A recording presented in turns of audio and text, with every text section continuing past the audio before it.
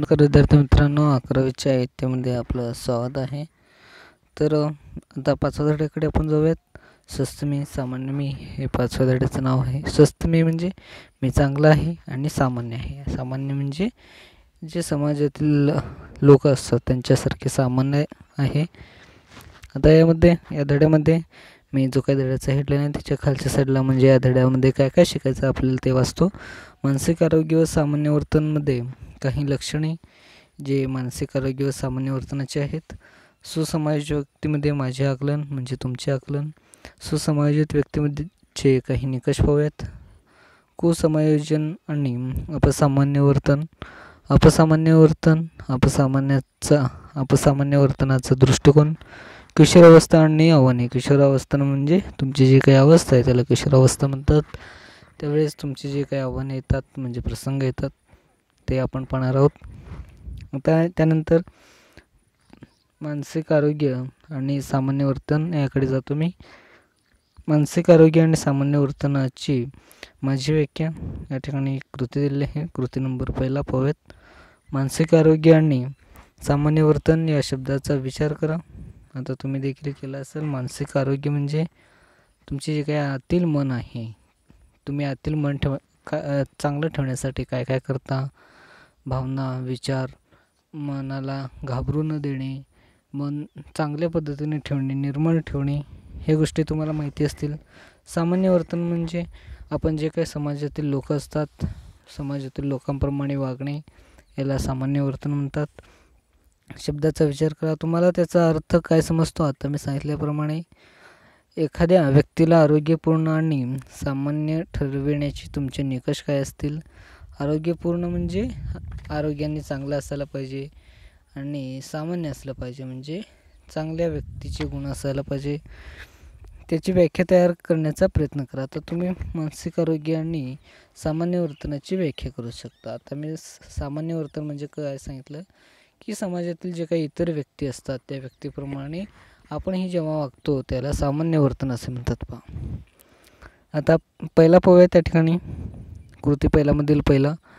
मिशा बुद्धिमान आणि शरीराने तंदुरुस्त आहे पण तिचे इतर व्यक्तीशी पटत नाही. शेवटी तिचे त्यांच्याशी भांडण होते. आता याला सामान्य वर्तन म्हणायचं का नाही? हे असामान्य वर्तनामध्ये मोडेल. पहा सौरभला न्यूनगंड आहे. न्यूनगंड म्हणजे जो काही मनात एखादा हे असतो बघा भरलेलं, आता राग वगैरे भरलेला असतो किंवा न्यूनगंड म्हणजे आता तुमच्या शब्दात मला शब्द आठवत नाही की नंतर सांगतो मी. त्याला स्वतःची लाज वाटते त्यामुळे तो समाजात मिसळत नाही. आता तुम्हाला देखील एखाद्या वेळेस समाजाबद्दल काहीतरी म्हणजे समाजातील व्यक्तीला आजूबाजूच्या राहणाऱ्या व्यक्तींशी कधी कधी पटत नाही. पहा अक्रमचा स्वतःच्या रागावर ताबा राहत नाही. रागाच्या भरात तो स्वतःलाच दुखापत करतो. क्रिस्टोफरला परीक्षेची खूप ताण येतो त्यामुळे कधीकधी पेपर लिहिताना त्याला काहीच आठवत नाही. एखाद्या नावडते काम करताना डेझीची खूप चिडचिड होते. तिला वाटते तिने आवडीचे कामेच करावीत.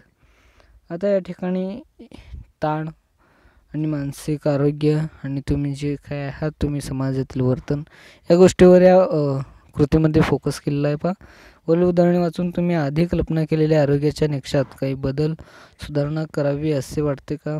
नक्कीच.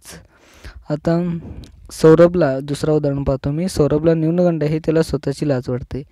आता लाज वाटणे हा त्याचा जो काय आतील न्यूनगंड आहे तो सुधारण्यासाठी त्याने समाजाशी लोकांशी बोललं पाहिजे, सर्वांसारखं राहिलं पाहिजे. सर्वांना पण लाज वाटत असतं पण त्याला सामान्यामध्ये रूपांतर करता आलं पाहिजे. पहा त्यानंतर पहिला पाहतो मी मानसिक आरोग्य आणि सामान्य वर्तनाचे काही लक्षणे. पहा मानसिक स्वास्थ्याच्या आणि सामान्य वर्तनाच्या व्याख्याबाबत आणि काही निकषाबाबत एकमत नसले तरी काही लक्षणाबाबत मात्र एकवाक्यता दिसून येते. त्यातील प्रमुख लक्षण म्हणजे मानसिक स्वास्थ्य असणारी व्यक्ती सुसमायोजित असते आणि सुसमायोजित व्यक्ती कोणाला म्हणता येईल ते प्रथम समजून घेतात. आता मानसिक आरोग्य आणि सामान्य वर्तन यामध्ये पहिला आपण सुसमायोजित व्यक्ती काय ते पाहूयात. हे मानसिक आरोग्य आणि सामान्य वर्तन हे पुढे दिलेलं आहे सविस्तरपणे. आता सुसमायोजित व्यक्तीमध्ये माझ्या आकलनासाठी एक कृती दिली आहे. या ठिकाणी कृती पाहूयात. सुसमायोजित व्यक्तींची काही लक्षणे पाहू. या व्यक्तीच्या गुणांचा नीट अभ्यास करून सुसमायोजित व्यक्तींची लक्षणांचा निकष तयार करूयात. पहा, आता या ठिकाणी मनीषाचा नुकताच प्रेमभंग झाला, म्हणजे ब्रेकअप झाला. त्यामुळे काही काळ तिचा खूप भावनिक गोंधळ झाला. काही काळाने ते सर्व विसरून तिने अभ्यासावर लक्ष केंद्रित केले. आता या ठिकाणी जी काही त्याची मानसिक क्षमता आहे पहा, तो आधी प्रेमभंग झाला होता, तिला ताण वगैरे आला असेल, पण नंतर तेव्हा ते सुधारण्याचा प्रयत्न केला आणि त्याचा अभ्यासावर कॉन्सन्ट्रेट केलं. पहा, त्यानंतर हे सर्व वर्गासमोर शिक्षकांनी सॅम्युअलचा अपमान केला. त्याला खूप वाईट वाटले. काही दिवस तो रडलाही, मात्र थोड्या दिवसांनी ती घटना विसरून तो नेहमीसारखा वागू लागला. रुस्तमचे पालक त्याच्यावर विश्वास ठेवतात आणि त्याला पाठिंबा देतात. ते त्याला स्वातंत्र्य देतात. त्याचप्रमाणे त्याचे पालक त्याला स्वतःच्या निर्णयांची व कृतींची जबाबदारी घ्यायला लावतात. रुस्तमला पालकांची काळजी समजते व तो त्यांचा आदरही करतो. त्यामुळे रुस्तमचे त्यांच्या पालकांशी चांगले संबंध आहे. आता वरील तिन्ही गोष्टीवरून काय समजून घ्यायचं पहा, आपले या ठिकाणी जे काही आपलं वर्तन आहे ते बिघडलं होतं. पहा, पहिल्यांदा बिघडलं होतं आणि नंतर त्यांच्याशी जोडून घेतलं. पहा, म्हणजे आपली जी काही मानसिक जो काही प्रकार आहे, मानसिक प्रक्रियेमध्ये जेव्हा पहिल्यांदा बिघाड होतो आणि तेव्हा नंतर तो सामान्य वर्तनामध्ये येण्याचा प्रयत्न करतो, हे सर्व उदाहरणावरून आपल्याला दिसत आहे. गीताला माहिती आहे की तिला नृत्य चांगले जमत नाही, त्यामुळे त्यात कारकिर्दीत करायची नाही, पण तिला माहिती आहे की तिची भाषाविषयी चांगले व आवडीचे आहे. त्यामुळे तिने भविष्यात भाषा शिक्षक, अनुवाद किंवा पत्रकार व्हायचे ठरवले आहे. आता या ठिकाणी देखील तुम्ही पाहिलं असेल, पहिला तेव्हा तिची मानसिक जी काही क्षमता होती त्याची बिघडली होती आणि नंतर तिने त्याचा सामान्य वर्तनासाठी किंवा चांगल्या कार्यासाठी उपयोगी केले.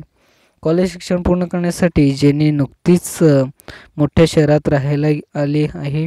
या कॉलेजची संस्कृती, वातावरण तिच्या पूर्वीच्या परिस्थितीशी खूप वेगळे आहे. ती या नवीन वातावरणाशी जुळवून घेण्यासाठी खूप मेहनत प्रयत्न करते आहे. नवीन ओळख करायची आणि नवीन कौशल्य शिकायची तिची तयारी आहे. रशीदचे इतरांशी चांगले जमते. दुसऱ्यांच्या समस्या आणि वेगळ्या हे विचार तो समजून घेतो. लोकांना त्याचा सहवास आवडतो. जमीदार एक कष्टाळू मुलगा आहे. जसमीदार आहे. तो गर्विष्ठ नाही. स्वतःची बलस्थाने, निगुण आणि कमतरता म्हणजे त्याचे दोष तो जाणवतो. स्वतःच्या गुणाला त्याला अभिमान आहे. तसेच स्वतःची उणिवाची लाज न बाळगता त्या कमी करण्याचा प्रयत्न करता केले पाहिजे हे त्याला समजते. सर्व उदाहरणातून सुसमायोजित व्यक्तीचे कोणते निकष असावेत. आता काही या ठिकाणी निकष दिले आहेत. पहा, ह्या निकष जे काय आहेत हे या उदाहरणाशी जोडलेले गेले आहेत. पहा, आता या ठिकाणी काही उदाहरण आहेत ते निकष पाहूयात आपण. सुसमायोजित व्यक्तीचे काही निकष किंवा माझे आकलन. वरील उदाहरणावरून तुम्ही सुसमायोजित व्यक्तींची 5 लक्षणे अनुमान काढलीच असतील. आता या ठिकाणी स्वतःची आणि जगाची वास्तव्य जाणीव, हे आकडा आहे. पहा, स्वतःची आणि जगाची वास्तव्य जाणीव. आता या ठिकाणी हे कोणत्या 5वा जो काही उदाहरण आहे त्याच्याशी जुळेल. पहा, कारण स्वतःची जाणीव आणि जगाची वास्तव, नवीन अनुभवाचा मुक्त स्वीकार तर देखील यामध्ये येईल. हे जे काही घटक आहेत ते इथे दिले, ते पुढे पाहूयात. हे उदाहरणाद्वारे तेथे समजून घेण्याचा प्रयत्न केला गेला. पहा, सुसमायोजित व्यक्तींच्या या निकषाविषयी आणखीनच काही निकष आहेत, जसे कृतज्ञता दाखवणे, दयाळू, सहकार्य करणे, यश अपयश स्वीकारणे इत्यादी. वरील निकषांचा सविस्तर विचार करूया. आता सविस्तर विचारामध्ये या ठिकाणी जे काही दिलेले उदाहरण आहेत हे चांगल्या पद्धतीने समजतील. पहा, मेहजबीन आणि शीना चांगल्या मैत्रिणी होत्या. मेहजबीनचा शीनावर खूप विश्वास होता, मात्र शीनाने वाईट वाटले. ती काही काळ खूप अस्वस्थ झाली. मात्र लवकरच तिला कळून चुकले की समाजात वेगळ्या स्वभावाची माणसे असतात. नेहमी आपल्या अपेक्षित असते असे घडत नाही. तिला हे माहिती आहे की इतरांवर विश्वास ठेवणे हा तिचा स्वभाव आहे, पण इतर व्यक्ती तसे हेच असतील असं नाही. आता हा जो उदाहरण आहे तो वरील जो काही सब्जेक्ट आहे किंवा लाईन आहे त्याच्याशी लागू होईल. पण आता स्वतःची जाणीव म्हणजे मेहेरबानी ही चांगले दोन्ही मैत्रिणी होते आणि त्याने मेहेरबानीने तिच्या मैत्रिणीवर विश्वास ठेवत होते. पण समाजातील काही अविश्वासू व्यक्ती देखील असतात. म्हणजे स्वतःची जेव्हा आपण पाहतो तेव्हा आपल्याला देखील कळते की काही वेळेस समाजात खोटं बोलणारे लोक देखील असतात, फसवणारे करणारे लोक देखील असतात. त्यामुळे जगाची वास्तव म्हणजे दोघांची या ठिकाणी जाणीव व्हायला पाहिजे, स्वतःची आणि जगाची. मेहजबीनसारख्या सुसमायोजित व्यक्ती इतरांना कसे आहेत तसे स्वीकारतात. सुसमायोजित म्हणजे सर्वांशी मिसळणे, त्यांच्याकडून अवास्तव अपेक्षा करत नाहीत. अशा व्यक्तींचे सामाजिक संबंध सरळ, समाधानी आणि संघर्षविरहित असतात. त्या व्यक्तींना स्वतःची बलस्थाने, निगुण आणि मर्यादित जाणलेले असते. स्वतःबद्दल आणि जगाबद्दल त्यांचे विचार वास्तववादी असतात. वास्तववादी म्हणजे ज्या ठिकाणी वास्तव्यात जे काही परिस्थिती चालली आहे त्या ठिकाणीशी जुळून घेणे. आयुष्यात सुधारणा करण्यासाठी ते स्वतःच्या गुणांना उपयोग करतात. तसेच स्वतःची उणीव स्वीकारू स्वतः बदल करण्याचा प्रयत्न करतात. त्यामुळे आयुष्यातील घटना व प्रसंगांना ते प्रभावीपणे सामना करतात. त्याचे जीवन संघटित असते. या सर्व उदाहरणावरून तुम्हाला एकच लक्षात आले असेल की आपण जेव्हा समाजात वावरताना, समाजाशी जोडत असताना आपल्याला वाटते की आपण चांगले आहोत, आपल्यात खोटं न बोलणे हे गुण आहे. पण एखादा समाजातली व्यक्ती आपल्याला जेव्हा खोटं बोलून जातो त्यावेळेस आपल्याला देखील कळून चुकलं पाहिजे की समाजातील लोक देखील काही वेळेस खोटं बोलतात. म्हणजे आपण जेव्हा जगत असताना जगाची देखील त्या ठिकाणी वास्तव जाणीव असली पाहिजे. अशा व्यक्तींचे आणखी एक उदाहरण पाहूयात. राहुल चांगला वक्ता आहे. वक्ता म्हणजे बोलणारा. वक्तृत्व आणि वादविवाद स्पर्धांमध्ये त्याने अनेक बक्षिसे मिळवली आहेत. मात्र राज्य स्तरावरील एका महत्त्वाच्या स्पर्धेत त्याला पहिले बक्षीस मिळाले नाही. परंतु त्यामुळे तो हताशा झाला नाही, कारण त्याला माहिती आहे की वास्तव आयुष्यात स्पर्धामध्ये यश अपयश दोन्ही शक्य आहेत. आता तुम्हाला देखील या गोष्टी अनुभवल्या असतील. तुम्हाला कधी कधी वर्गात 1 नंबर यायचा असेल पण काही वेळेस येत नाही, कारण अभ्यास न करणे इत्यादी गोष्टी तुम्हाला देखील आठवत असतील. आणि स्पर्धामध्ये तुम्ही जास्त अभ्यास केला पण त्याच्यापेक्षाही जास्त अभ्यास कोणीतरी केला असेल. म्हणजे यश अपयश स्पर्धामध्ये घडत असतात. राहुल जाणवतो की यश अपयश या तात्पुरत्या गोष्टी आहेत. प्रयत्न व सातत्य आणि चिकाटी हे महत्त्वाचे आहेत. आता तुम्हाला देखील मी सांगतो, तर तुम्हाला 1 नंबर मिळाला नाही ना 10वीला वगैरे, तर काळजी करू नका. तुम्हाला काय, तुम्ही प्रयत्न केलात ना, ठीक आहे. मग त्यामध्ये पुढच्या वेळेस तुम्ही प्रयत्न करा. सातत्याने चिकाटी हे दोन्ही गोष्टी अंगीभूत करा आणि तुम्हाला यश भेटत नाही का ह्या चुका तुम्ही शोधा आणि जे काही तुमचे सातत्य आणि चिकाटी आणि जिद्द आहे त्यामुळे तुम्हाला पुन्हा 11वीत का होईना तुम्हाला नंबर भेटू शकतं. म्हणजे चांगले गुण प्राप्त करू शकतात. त्यानंतर आहे नवीन अनुभवाचा मुक्त स्वीकारण्याचा मोकळेपणा. मी स्क्रीन चेंज केलं नाही. ज्यांनी एका विपणन कंपनी त्यांनी मार्केटिंग काम करते, एक मार्केटिंग कंपनीमध्ये काम करते. दुर्गम भागातील खेड्यातील लोकांच्या गरजांचा अभ्यास करण्यासाठी नुकतेच तिला सहकार्याबरोबर प्रवासाला जायचे होते. अनोळखी दुर्गम खेड्यातील लोकांशी बोलणे या कल्पनेचे तिच्या सहकार्याचे हातपाय गळाले. जेनीचे मात्र ते काम मोकळेपणाने स्वीकारले. आता तुम्ही देखील एखाद्या ठिकाणी जायचं असेल किंवा तुम्ही पहिल्यांदाच तुमच्या कोणाच्या तरी गावाला किंवा मित्राच्या गावाला वगैरे चाललेलं असाल, त्यावेळेस तुम्हाला देखील नवीन अनुभव घेण्यासाठी तुम्हाला देखील भास होतो आणि तुम्हाला देखील आवडत असतं कधी नवीन अनुभव घेण्यासाठी. जेनीला मात्र हे काम मोकळेपणा स्वीकारले. हा नवीन अनुभव घेण्यासाठी तसेच अनोळखी लोकांना भेटण्यासाठी ती उत्सुक आहे. या ठिकाणी एखाद्या व्यक्तीची नवीन गोष्ट करून पाहण्याची तयारी असते. अपरिचिताची ओळख करण्याची, स्वतःचे स्पष्ट विचार आत्मविश्वासाने मांडण्याची हिंमत असते. आता तुम्ही देखील कॉलेजमध्ये आलेला असता, तुम्हाला देखील मित्र वगैरे नसतात पहा, म्हणजे नवीन नवीन गावाचे वगैरे आलेले भेटतात महाविद्यालयामध्ये. नवीन मित्रांना सोडून जुन्या मित्रांना सोडून आपण नवीन मित्राकडे आलो असतो. त्यावेळेस आपल्याला देखील एक नवीन अनुभव हा कॉलेजचा देखील असू शकतो पहा. जेनीने मात्र हे काम मोकळ्या मनाने पाहण्याची तयारी असते. अपरिचितांशी ओळख करण्याची, स्वतःचे स्पष्ट विचार आत्मविश्वासाने मांडण्याची हिंमत असते. अशा व्यक्ती नवीन फॅशन करू पाहतात, नवीन अनोळखी ठिकाणी धुंडाळतात, अपरिचित लोकांशी सहजपणे सुसंवाद साधतात. सुसमायोजित व्यक्ती भिन्न भिन्न अनुभव मोकळेपणाने घेतात. नवीन कृती करण्यास त्यांची हरकत नसते. अनोळखी अनुभव घेण्याचा धोका ते स्वीकारतात. काही वेळेस नवीन अनुभव घेताना काही धोका देखील निर्माण होऊ शकतात, ते स्वीकारणे हे खूप महत्त्वाचे असते, कारण ते व्यक्तींना आत्मविश्वास असतो, ते धाडसी असतात. आता अनुभव यामध्ये तुम्ही एवढंच शिकाल की नवीन अनुभव घेणे हे आपल्याला देखील आवडत असेल काही मुलांना, पण नवीन अनुभवाचा मुक्त स्वीकार म्हणजे तेव्हा एखाद्या ठिकाणी भेट द्याल किंवा एका ठिकाणी गेलात किंवा एखादं प्रसंग तुम्हाला अनुभवत असताना तुम्हाला देखील त्याचा मुक्त स्वीकाराने तुम्हाला देखील चांगलं वाटतं पहा. त्यानंतर कृती तिसरा पाहूयात. जीवनातील अप्रिय घटना ज्या तुमच्या अपेक्षानुसार घडल्या नाहीत त्या आठवा. तुमच्या नेहमीच्या सुरक्षित कोशाबाहेर जाऊन वेगळा अनुभव घेतला.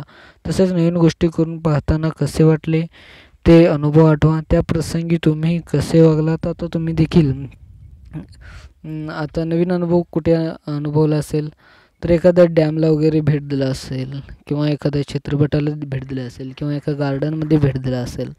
या ठिकाणी देखील तुमचा देखील नवीन अनुभव असू शकतो. त्याचे मूल्यमापन 2 निकषांच्या आधारे करा. परिस्थिती, वास्तव जाणीव, मोकळेपणाने स्वीकार या 2 निकषांच्या आधारे करा. तुम्ही हे करू शकता. एखाद्या ठिकाणी भेट दिल्यावर तुम्हाला जे काही मोकळेपणाने जे काही स्वीकारले आहेत त्यांचे निकष काढू शकता. परिस्थितीची, त्या ठिकाणची जाणीव, त्या ठिकाणी त्या परिस्थितीशी तुम्ही वास्तव्यात कसं होता. त्यानंतर आहे चौथा भावनिक बुद्धिमत्ता पाहूयात. तुमच्या श्रेणीतील बुद्धिमान मुलगा, श्रेणीतील म्हणजे तुमच्या वर्गातील बुद्धिमान मुलाला परीक्षेत सर्वोत्तम ग्रेड आणि श्रेणी मिळवण्याची ताण येतो. त्याला मैत्री करता येत नाही, आयुष्याचा आनंद घेता येत नाही. तो दुसऱ्यांशी वस्तूंची, विचारांची देवाणघेवाण करत नाही. कधी तो इतका उदास होतो की सारखा आजारी पडतो.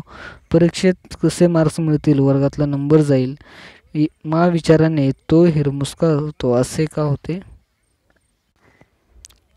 तुम्हाला देखील अशी घटना घडत असतील पहा. तुमचा देखील वर्गात नंबर असेल त्यावेळेस तुम्ही देखील नंबर वाचवण्यासाठी तुम्ही देखील अभ्यास करावा असं वाटतो आणि जे काही 2 नंबरचे असतील ते 1 नंबरला येऊ नये अशी तुमची देखील काही वेळेस अपेक्षा असते पहा. भावनिक बुद्धिमत्ता ही संकल्पना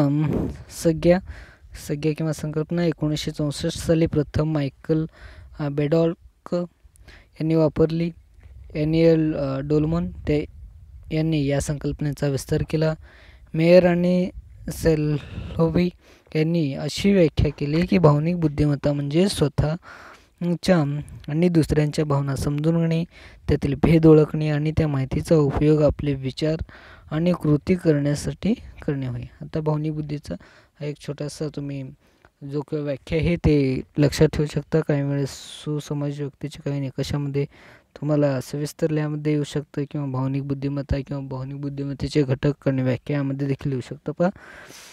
या व्याख्येत भावनिक बुद्धिमत्ता 4 क्षमतांचा समावेश करण्यात आले आहे. आता यावरील जे काही वाक्य आहे त्याची सविस्तर खाली माहिती दिली पहा. मी सांगत होतो पण इथं आहे पहा.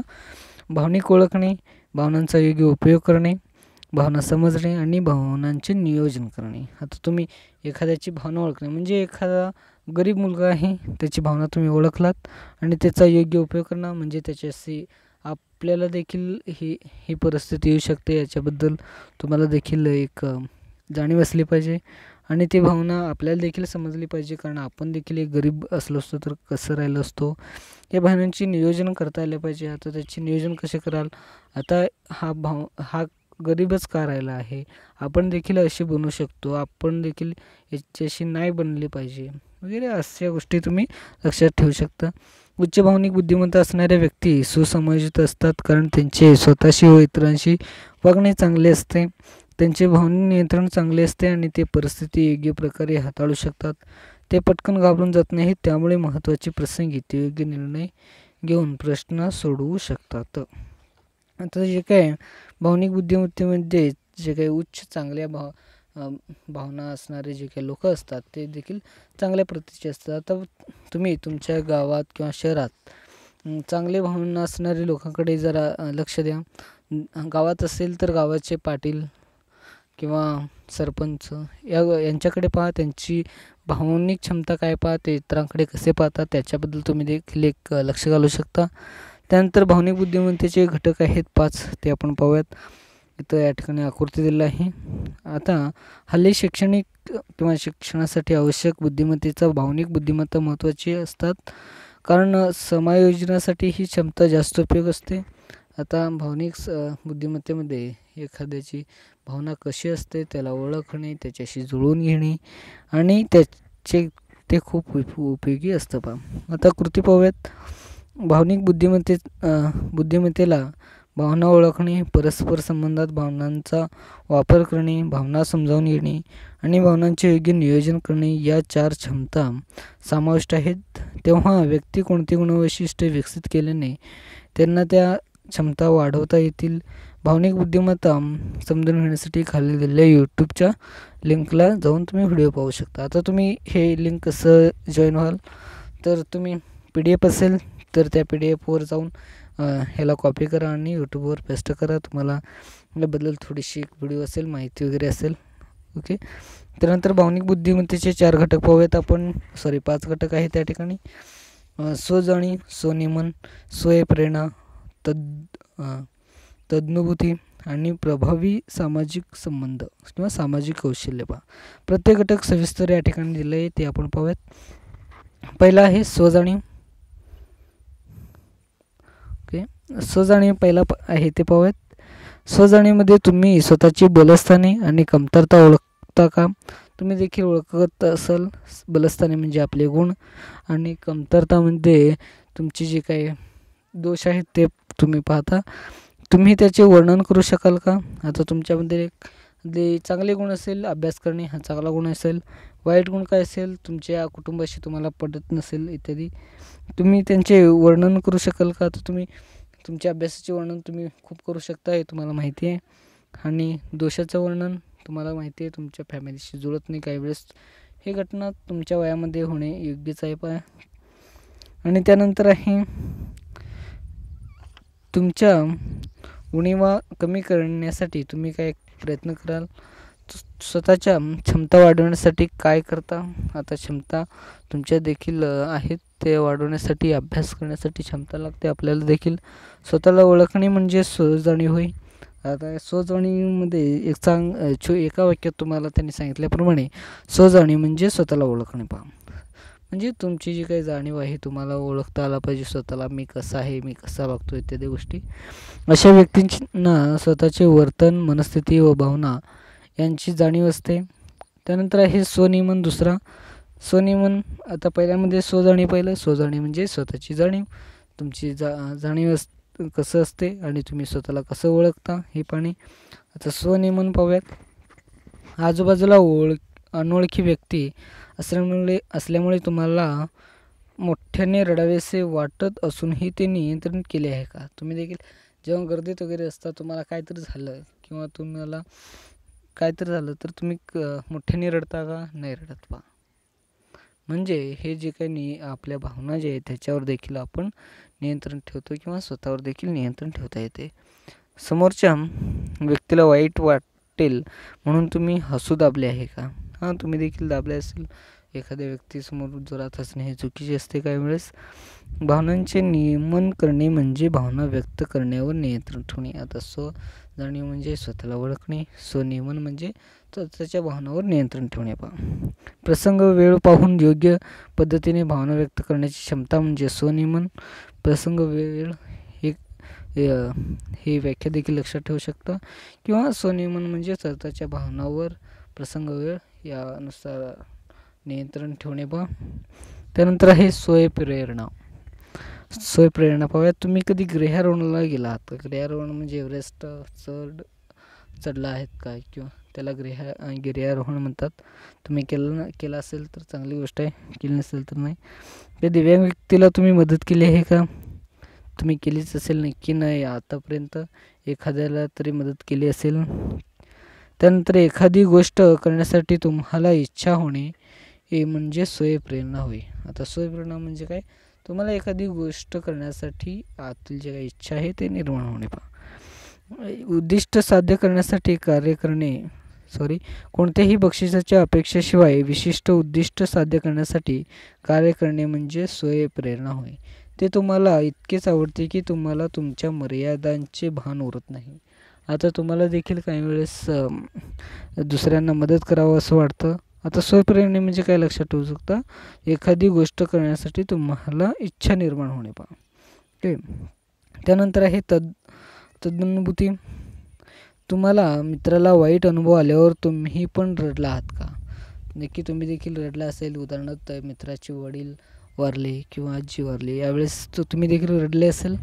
गरीब आणि गरजू व्यक्तीला मदत करावी असं तुम्हाला वाटते का? हो, मला तर वाटते, तुम्हाला देखील वाटत असावेत.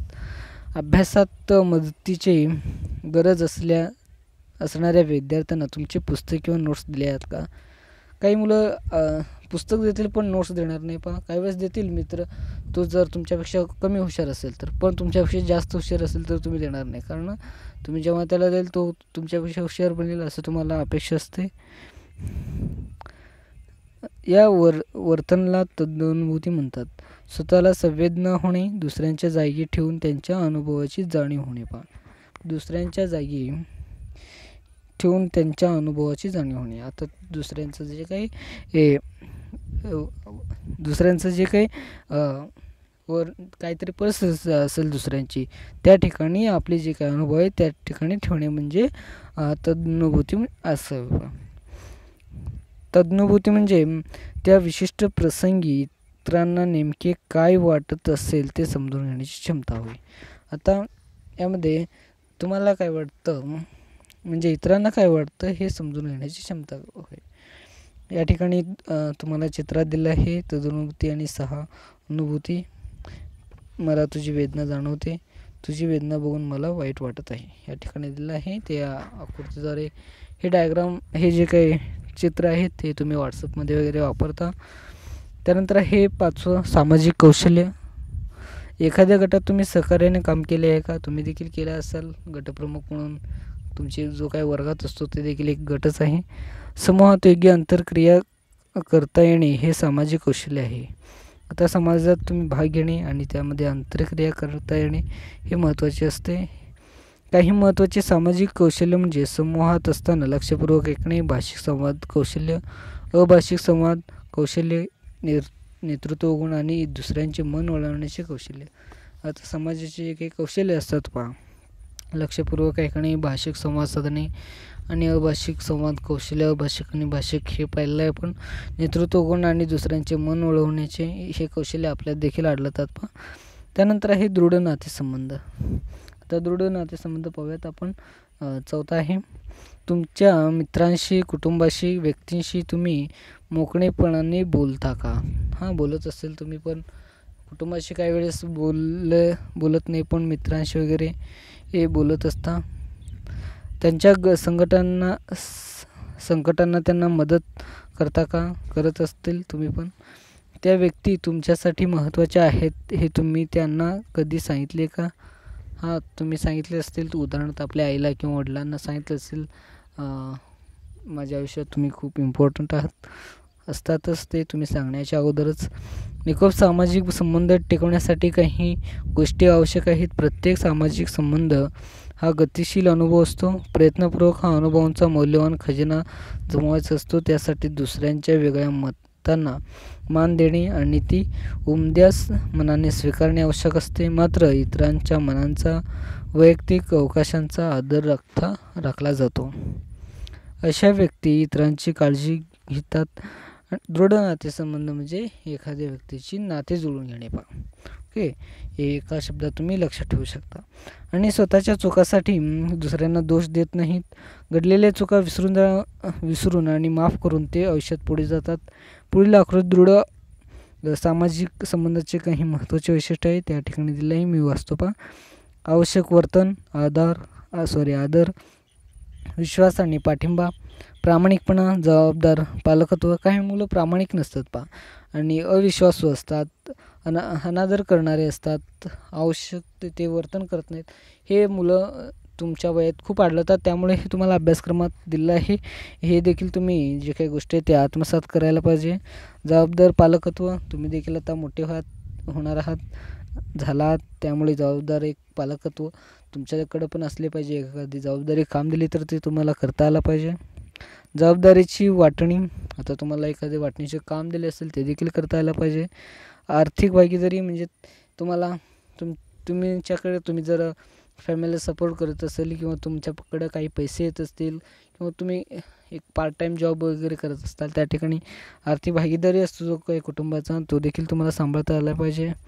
न्यायवर्तन, आता तुमचे न्यायवर्तन म्हणजे तुम्ही जर आपल्या वडिलांना दोषी मानवणे, त्यांना अशा वेगवेगळ्या कृतींशी त्यांची सल्ला न घेता त्यांच्याशी उलट वगैरे बोलणे इत्यादी गोष्टी जेव्हा करतात त्याला न्याय. न्याय म्हणजे तुम्ही ज्याचं वर्तन आहे ते जरा चांगलं ठेवता आलं पाहिजे आणि ते खरं, वाईट ते वाईट हे नीट सांगता आलं पाहिजे पहा. त्यानंतर आहे पाचवा आहे तुमचे तुमचे जवळचे नातेसंबंध आठवा. ते दृढ संबंधाच्या निकषाप्रमाणे आहेत का? त्यात काही महत्त्वाचे वैशिष्ट्ये दुर्लक्षित आहेत का? आता तुमचे देखील जवळचे नातेसंबंध कोण, आई बहीण वगैरे असतील त्यांच्याशी निकषाप्रमाणे आहेत का ते पहा. त्यांचे काही महत्त्वाचे वैशिष्ट्ये दुर्लक्षित आहेत का? हे संबंध अधिक चांगले असल्यामुळे तुम्ही काय प्रयत्न कराल ते तुम्ही सांगू शकता या ठिकाणी. त्यानंतर पुढे आहे स्वप्रतिष्ठा. म्हणजे तुमची जे काही प्रतिष्ठा असते, म्हणजे आता पाहूयात ते काय ते. तुम्ही स्वतःला आवडता का? तुम्ही स्वतःलाच हे प्रश्न विचारू शकता. तुम्ही स्वतःबद्दल समाधानी आहात का? नक्कीच तुम्ही असेलच. या प्रश्नांचे उत्तर तुमची योग्यता आणि स्वमूल्य अवलंबून असते. रोझेनबर्गच्या मते स्वप्रतिष्ठा म्हणजे स्वमूल्य, जे काही आपली किंमत आहे ते म्हणजे स्वमूल्य. उच्च स्वप्रतिष्ठा असलेली व्यक्ती इतरांना आवडतात आणि आकर्षक असतात आणि त्यांचे सामाजिक संबंध चांगले असतात आणि इतरांवर त्यांची चांगली छाप पडते. उच्च स्वप्रतिष्ठा असणारे व्यक्ती सुखी, समाधानी असतात आणि पुढाकार घेतात. त्यांच्या वर्तनातून आत्मविश्वास, ठामपणे विचार व्यक्त करणे, सकारात्मक वृत्ती आणि स्वतःला व्यक्त करण्याची क्षमता दिसून येते. आता या ठिकाणी तुम्हाला एवढंच लक्षात येईल. आता प्रतिष्ठा शब्द ऐकलो आपण काही मंडळामध्ये वगैरे हा शब्द आठवतो. प्रतिष्ठामध्ये म्हणजे तुम्हाला चांगलंच माहिती असेल, तुम्ही देखील एका मंडळाचे सदस्य वगैरे असेल. हीच प्रतिष्ठा म्हणजे तुमची ज्यावेळेस समाजाची ज्या काही हेडलाईनमध्ये हे असतात ते म्हणजे तुमच्यामध्ये देखील असतात. तुमची जी काही प्रतिष्ठा ही तुम्ही कुठे आहात, तुम्ही काय काम करता आणि तुमचे मूल्य काय आहेत हे बघणे महत्त्वाचे आहे पहा. चांगले सामाजिक संबंध ठेवणे हे देखील आपले महत्त्वाचे आहे. उच्च स्वप्रतिष्ठा या ठिकाणी दिलं आहे एक चित्र. स्वप्रतिष्ठा स्वतःबद्दल बघण्याचा कल आहे या ठिकाणी. कृती नंबर 6 पाहूया त्या ठिकाणी. पुढील प्रश्नावलीची विधानाची उत्तरे लिहा. हे चाचणी आहे पहा तुमच्यासाठी. याची स्वप्रश्नावली प्रतिष्ठा आहे. सूचना, तुम्हाला स्वतःबद्दल काय वाटते याविषयी खाली काही विधाने लिहिली आहेत. त्यात तुम्हाला समर्पक पर्यायाची निवड करायची आहे. आता तुम्हाला या ठिकाणी दिलं आहे. आता मी या ठिकाणी स्क्रीनवर तुम्हाला दिलं आहे, तुम्ही ते पाहू शकता. मी टिक केलं आहे आणि हे तुम्ही वाचून तुम्ही देखील टिक करू शकता. त्या गोष्टी तुम्हाला आवडल्यात का? व्हिडिओ खूप मोठा होतं त्यासाठी तुम्हाला हे शॉर्टकटमध्ये मी काढून दिलं, ते खूप वाचण्यापेक्षा. ओके. त्यानंतर गुणांकन पद्धतीमध्ये तुम्ही हे त्याच ठिकाणी जे काही मान्य अमान्य आहे त्यांचे जे काही रेशो आहे त्या ठिकाणी गुण ठेवून त्याचे रेशो काढू शकता तुम्ही. त्यानंतर मी कुसमायोजित आणि अपसामान्य वर्तन हे पुढच्या व्हिडिओत पाहूयात आपण. त्यानंतर मी हे जो काय मला वाटतो किंवा माझे जे गुण आहेत त्या ठिकाणी मी टिक केलेलं आहे पांढऱ्या रेषांनी, तुम्ही स्क्रीनवर पाहू शकता. तुम्हीच अशा पद्धतीने टिक करा आणि जे काही गुणांकन पद्धती खाली दिलेलं आहे. आता यामध्ये 1, 3, 4, 7, 10 या विधानाचे गुणांकन असे करा. या ठिकाणी एक कुठला आहे, हे जे काही 1, 3, 7, 4, 7, 10 हे काय जे काही आहेत पहा विधाने, त्यांचे गुणांकन असे करा. म्हणजे तुमचं जर माझं मान्य आहे, पहिला विधान मान्य आहे. या ठिकाणी पहिला दिलं आहे, ज्या ठिकाणी मान्य आहे 3, या ठिकाणी 3 गुण दिले आहे. मग मी 3 गुण असे लिहिन वरती. ओके. त्यानंतर तिसरा तिसरा विधान माझं काय आहे, अमान्य आहे. अमान्यासाठी या ठिकाणी 2 गुण आहे, मी यात 2 गुण लिहीन. अशा पद्धतीने तुम्ही 10 उदाहरणाचे जे काही तर गुणांकन पद्धती आहे ते तुम्ही वापरू शकता. आता त्यांची सर्वांची तुम्ही बेरीज एकदा करा, गुणांकन, किंवा इकडे 1 नंबरचं 1 करा, 2 नंबरचं 1 करा. तुमच्या गुणांची बेरीज 10 ते 20 असेल तर तुमची स्वप्रतिष्ठा कमी आहे हे तुम्ही समजू शकता. म्हणजे या ठिकाणी तुम्हाला चाचणी याद्वारे समजेल पहा. तुमच्या गुणांची बेरीज 30 ते 40 असेल तर तुमची स्वप्रतिष्ठा उच्च प्रतीची आहे. या ठिकाणी माझी जवळपास मी मोजलो नाही, ठीक आहे, एक तुम्ही मोजू शकाल. जर या चाचणीचे तुम्हाला कमी गुण मिळाले तर तुम्ही खाली दृष्टचक्रात अडकले आहेत. आता खाली जरा दृष्टचक्र पाहूयात. दृष्ट म्हणजे वेगळं पहा. दृष्ट हा शब्द तुम्हाला माहिती असेल. कमी स्वप्रतिष्ठा, नकारात्मक विचार, उच्च चिंता आणि कमी कामगिरी, अपयश, स्वदोष. आता तुम्ही स्वतःला दोष देत असेल यामध्ये अपयश, हे तुम्ही अपयश आले असेल काही ठिकाणी. उच्च चिंता, चांगली चिंता करता तुम्ही. चिंता करणे हे खूप महत्त्वाचे नाही पहा. आणि कमी कामगिरी करता, कामगिरी हे उच्च करत नाही पहा. आणि नकारात्मक विचार करता कमी स्वप्रतिष्ठित व्यक्ती म्हणून तुम्हाला या ठिकाणी गणले जाते पहा. त्यानंतर मी इम्पॉर्टंट क्वेश्चनकडे जातो. मी इथे संपतो. पुढचा जो काही भाग आहे तो पुढच्या व्हिडिओमध्ये अपलोड करेन. ओके. इम्पॉर्टंट क्वेश्चनमध्ये सुसमाजी व्यक्तींचे 5 निकषांचा सविस्तर माहिती लिहा, हे तुम्ही लिहू शकता. भावनिक बुद्धिमत्तेचे घटक स्पष्ट करा, हे तुम्हाला इम्पॉर्टंट क्वेश्चनमध्ये दिलं आहे. ओके. त्यानंतर मी इथेच थांबतो. धन्यवाद. जय हिंद, जय भारत.